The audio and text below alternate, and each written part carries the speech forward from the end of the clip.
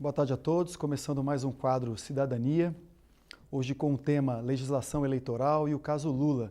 E meu convidado é o Dr. Márcio Melo Nogueira, que é advogado eleitoral e secretário-geral da OAB. Dr. Márcio, seja muito bem-vindo ao quadro Cidadania. Obrigado, Fabrício. Eu acompanho o trabalho que você tem feito e acho espetacular porque é um trabalho que empodera o cidadão. E esse país só tem solução com um cidadão empoderado. Muito obrigado pelo convite. Dr. Márcio, quais são as principais alterações na legislação eleitoral que vai valer agora para 2018? A gente esperava, depois de toda aquela convulsão social, depois do povo na rua mostrando inconformismo com tudo que aconteceu, a gente esperava uma grande mudança no sistema. Houve um debate amplo na sociedade para reestruturar o nosso sistema eleitoral, nosso sistema partidário. Essa era a expectativa, né? Isso é o que a população queria. E no final isso não aconteceu. A gente, na realidade, teve algumas alterações relevantes que têm por efeito principal manter o estado das coisas. Talvez a maior mudança de todas seja o grande fundão, né? Tem gente aí chamando de fundão. A gente tem aquele histórico lá das eleições passadas e da decisão que veio um pouco antes do STF proibindo doação por pessoas jurídicas, né? O STF, provocado pela OAB, decidiu que é inconstitucional que pessoas jurídicas, que empresas participem do processo eleitoral, numa lógica de que já que não vota, também não pode ter protagonismo, não pode ter participação no processo eleitoral, grossamente falando aí a lógica do STF. E com isso as nossas campanhas ficaram sem financiamento, né? Fizemos um teste na eleição passada, na eleição para prefeito, como fazer uma campanha sem a principal fonte de financiamento, que era das empresas, e parece que os congressistas perceberam que ficou muito difícil fazer campanha e, ao invés daquela grande transformação que nós esperávamos, o que veio como grande mudança, então, é a criação desse fundão, que é um fundo que se estima que chegue a 1,7 bilhão de reais, um fundo com verbas públicas que tem como principal efeito manter o estado das coisas. Por quê? Porque o grosso dos recursos desse fundo os recursos serão distribuídos aos partidos conforme a participação que eles têm no Senado Federal e na Câmara dos Deputados. Só 2% é dividido de modo igual a todos os partidos, ou seja, quem já está representado no Congresso Nacional tende a lá permanecer, porque é quem terá recursos para fazer campanha. Então, essa acho que a grande mesmo mudança é o velho, é manter o estado de coisas. Ou seja, 1,7 bilhão de dinheiro público, dinheiro nosso, de pagadores de impostos, para financiar os partidos políticos que aí estão, e os maiores, né? Os 5 maiores é quem vão receber aí a maior fatia. Dinheiro também que saiu da saúde e da educação, né? Porque eles juraram de pé junto que iam tirar dinheiro de outros lugares, mas no fim também saiu uma parcela aí da saúde e da educação.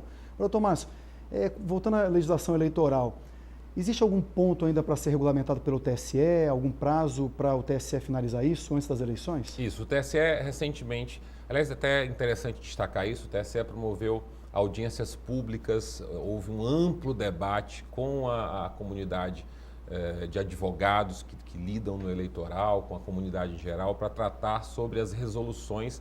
A gente sabe que o TSE, a Justiça Eleitoral, ela tem uma atribuição um pouco curiosa. Ao mesmo tempo em que ela julga, ela também tem um poder de conduzir as eleições, de gerir o processo eleitoral e também de fixar normas que regulamentam as eleições, né? Então, o TSE, exercendo essa atribuição dele, recentemente fez esse amplo debate, expediu as resoluções que vão guiar esse processo eleitoral de 2018.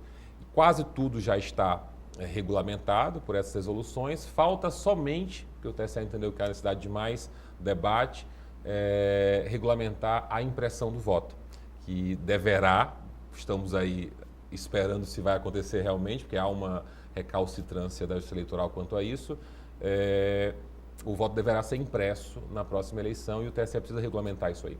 Tem também uma novidade, que é aquele crowdfunding, né, que é uma arrecadação de dinheiro para o povo, a pessoa que doa, é a vaquinha eletrônica virtual, é isso? Isso é um hábito lá dos americanos, né, na eleição americana. É muito importante a participação do eleitor. O eleitor americano tem uma tradição de doar. A eleição do Obama foi um grande exemplo. A eleição do Obama, foi a primeira eleição em que a internet teve uma grande força, boa parte dos recursos arrecadados na campanha vieram de eleitores, de cada um dos eleitores na soma, deu um valor substancial. Estamos tentando importar esse modelo para o Brasil agora. Não sei se vai funcionar porque nós não temos essa cultura, né? E a legislação trouxe essa mudança que o TSE regulamentou. A partir de março já é possível arrecadar recursos por meio do crowdfunding ou da vaquinha virtual. E esses recursos, é interessante o mecanismo que foi criado. A partir de março pode arrecadar, mas os recursos ficam presos. Só são liberados se o registro de candidatura for pedido lá na frente. E caso não haja a candidatura, os recursos voltam aos seus doadores. Muito bom. Com relação para quem for candidato aí, você que está nos assistindo, que quer ser candidato nas eleições de 2018, como é que são os prazos? Eu sei que dia 7 de abril é o prazo para filiações partidárias. Então, quem quiser escolher um partido tem até dia 7 de abril. Quais são os prazos mais importantes? Assim, que você... Isso. Tradicionalmente, nós tínhamos um prazo de 1 ano para filiação. Então, o universo de possíveis candidatos era definido um ano antes da data da eleição. Isso mudou. Agora, o prazo para filiação é de 6 meses. Então, o universo de quem quer ser candidato tem que estar filiado até 6 meses antes da data da eleição. Quem não se filiou até lá ou quem não mudou de partido até lá, eu já sei quem é o possível candidato, quem são os partidos. Esse é um primeiro prazo. E a eleição, primeiro domingo de outubro, dia 7 de outubro, e mantivemos uma regra interessante da eleição passada, que foi novidade na passada, que é uma eleição mais curta, né? Um período eleitoral mais curto. Antes a campanha durava 90 dias. Agora, desde a eleição passada, nós temos uma campanha mais curta e, portanto, mais barata de 45 dias. Então, a largada da campanha para valer começa 45 dias antes do dia 7 de outubro. E o segundo turno, no último, caso haja segundo turno, e normalmente há, né? No último domingo de outubro, que é o dia 28. Dia 28, segundo turno. As convenções partidárias, mês de julho, comecinho de agosto. Isso, exatamente, convenções partidárias nesse período e na sequência é o registro de candidatura. Porque até então, pré-candidato é só após ele passar pelas convenções. Teve o nome aprovado, ele já é pré-candidato. E dia 15 de agosto, ele registra a candidatura. Pede à Justiça Eleitoral o registro da sua candidatura. A partir do dia 16 de agosto começa então a campanha eleitoral, já pode ir para a rua. Isso, como candidato, né? Com uma observação interessante que tradicionalmente existia uma restrição muito grande a se falar em candidaturas antes de começar efetivamente o período eleitoral. E a legislação já há algumas eleições vem sendo mais permissiva em relação a isso. Então, cada vez mais hoje já se pode falar com mais abertura sobre pretensão de candidatura, que é algo positivo. Acho que o debate, quanto mais ampliado, mais potente é a democracia, né?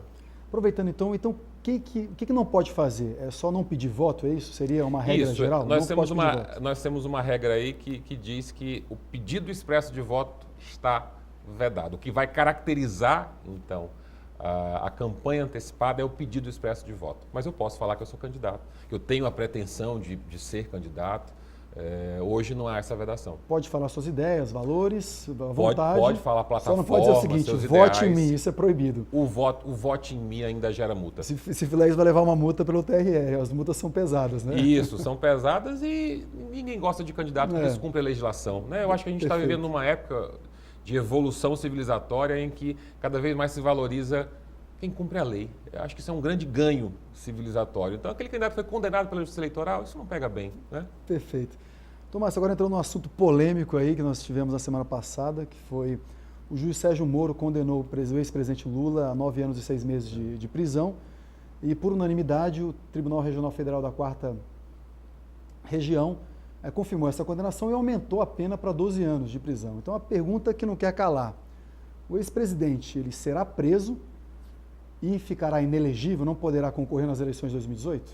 Permite um comentário breve sobre isso. Claro, primeiro de tudo é que nenhuma nação pode ficar feliz de ter um ex-presidente da República condenado criminalmente e na iminência de ser preso, né? Um ex-presidente da República deveria ser uma instituição a ser homenageada e que contribuísse com o engrandecimento da democracia. Infelizmente, no Brasil, chegamos a esse ponto de ter um presidente da República condenado esse acontecimento realmente muito triste. com vários desdobramentos, porque é um ex-presidente da República que se dispunha e se dispõe a continuar ativo no processo eleitoral, né? Ele tem anunciado que quer ser candidato novamente. Então é um cenário em que, uma vez que ele foi condenado na primeira instância, com condenação confirmada no tribunal, pela legislação eleitoral hoje ele não teria condições de ter o seu registro deferido. Porque a legislação eleitoral, a lei da ficha limpa, que aliás é de 2010 e, portanto, foi sancionada pelo presidente Lula à época, foi o presidente que inseriu essa norma no nosso ordenamento jurídico, ela é muito clara ao dizer que quem tiver uma condenação nos termos da que ele teve, não pode ter o seu registro deferido. Mas há uma curiosidade no nosso sistema. A aferição de quem pode ser candidato, de quem medir, para dizer quem pode ser candidato ou não, é feita pela Justiça Eleitoral. Portanto, a Justiça Federal, quando confirmou a condenação, nada disse sobre poder ou não ele ser candidato. Quem vai dizer é a Justiça Eleitoral, o TSE, ele vai pedir ao TSE para ser candidato, mas ele pede para ser candidato e já começa a campanha. Ou seja, ele vai aparecer, caso ele mantenha essa intenção e apresente efetivamente, ele vai aparecer na televisão, ele vai pedir voto, ele vai dizer que é candidato e nós ainda não saberemos se o registro dele vai ser deferido ou não. Enquanto o processo está em andamento. Então. Vai estar em andamento e vejam só, numa eleição muito curta, eu falei há pouco, são 45 dias. A Justiça tem os seus ritos, o processo não se dá do dia para a noite, ele tem um tempo até que se alcance uma decisão. Então, até que se tenha uma decisão, ele poderá se apresentar como candidato, pedir votos e estar nos debates como qualquer outro candidato. E uma curiosidade, a legislação eleitoral prevê que quem está nessa situação pode permanecer no pleito, na disputa, até a decisão final, a última decisão que diga realmente que não pode ser candidato. E no caso dele, como ele pede perante o TSE aplicando a norma, já não se discute mais que a norma tem que ser aplicada à lei da ficha limpa, né? Certamente dirá que ele não pode, é muito objetivo esse artigo, e ele poderia recorrer para o STF. Então há uma discussão hoje entre os juristas se o TSE poderá, ao dizer que ele não pode ser candidato, já interromper a campanha dele. A legislação diz que não, que a legislação exige uma decisão definitiva, mas já há alguns juristas dizendo que sim, que o TSE, na linha do que tem decidido em casos semelhantes, não iguais, tende a dizer que, ao afirmar que ele não pode ser candidato, ele tem que interromper a campanha. Se não, ele possivelmente vai até o final, vejam só o risco que a gente corre, vai até o final, o eleitor vai à urna com a possibilidade de votar nele, porque o recurso dele pode ainda estar em julgamento no STF, e nós podemos ter uma eleição em que ele eventualmente vença e essa eleição é anulada porque o STF confirmou a decisão que o tira da disputa. Tivemos um caso mais ou menos parecido no Amazonas, não foi? Isso, no Amazonas, a última legislação, a alteração na eleição de governador, trouxe essa regra de que uma vez que o primeiro colocado é cassado, porque cometeu algum ilícito de ordem eleitoral, em vez de no curso da campanha, comprei voto, abusei do poder econômico, abusei do poder político, venho a ser cassado. A legislação eleitoral vigente diz que deve-se convocar nova eleição e não mais se chama o segundo colocado, que acontecia antes. E essa mesma regra diz que só se convoca a nova eleição após o trânsito em julgado, após a decisão definitiva. Mas, no caso, o TSE tem decidido recentemente que o TSE, tendo decidido que aquele que ganhou a eleição deve ser cassado, não se deve aguardar o recurso do STF. Já se deve convocar nova eleição, isso aconteceu no Amazonas e indica uma tendência do TSE de não esperar até o trânsito em julgado para fazer cumprir as suas decisões. Para a gente finalizar, voltando ao processo crime, só existe um recurso agora que são os embargos de declaração para saber se teve alguma omissão ou contradição no acórdão, que é a decisão do colegiado. E depois disso, o senhor acredita que o... Na realidade, ele tem perante o TRF4, que foi o tribunal que o julgou, ele tem um recurso mais, que é o recurso de embargo de declaração, um recurso muito rápido, então 2 dias de prazo para ingressar com o recurso, no momento em que for publicado o acórdão, aquela decisão que foi tomada, que todos acompanhamos pela televisão, ele vai ter 2 dias para propor, deve ser julgado muito brevemente. O TRF4 tem um histórico de tempo muito curto, de prazo muito curto para julgar esse recurso de embargo de declaração. E aí ele teria então, é importante dizer que os embargos de declaração ele tem uma finalidade só de aperfeiçoamento da decisão, né? A finalidade principal dele não é mudar a decisão. Ele pode eventualmente e excepcionalmente mudar a decisão, mas não é essa a finalidade principal dele. Então a tendência é só aperfeiçoar. Então ele terá recurso ao STF e ao STJ. Mas no STF e no STJ é algo que é interessante observar.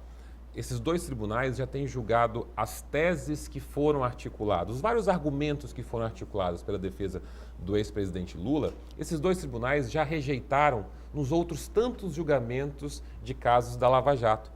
Se nós percebermos lá dos votos que foram proferidos no julgamento, vários precedentes do STF e do STJ foram citados, demonstrando que o que se decidia ali estava em linha com o que esses dois tribunais superiores estavam decidindo.